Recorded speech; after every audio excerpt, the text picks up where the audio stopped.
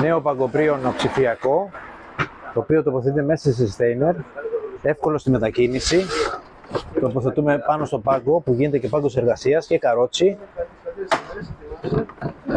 Όραμα στο παραλικό να βρίσκονται μέσα στο καπάκι, οπότε δεν έχουμε κάποιο άγχος αν τα ξεχάσουμε. Με ψηφιακή οθόνη μπορούμε εύκολα να αλλάξουμε τις μοίρες ψηφιακά μέχρι και 10 του χιλιοστού, όπως εδώ είναι το ύψος, εδώ είναι οι μοίρες.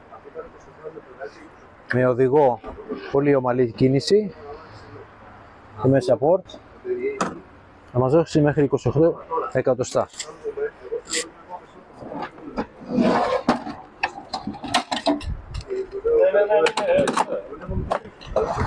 Μπορούμε εύκολα να ρυθμίσουμε τη μέτρηση και στο σφίξιμό του σφίγγει και στα δύο σημεία και μπρος και πίσω, έτσι έχουμε πάντα 90 μοίρες.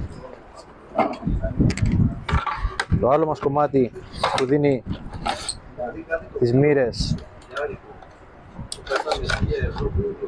εύκολα και έτσι μπορούμε να κόψουμε χωρίς άγχος.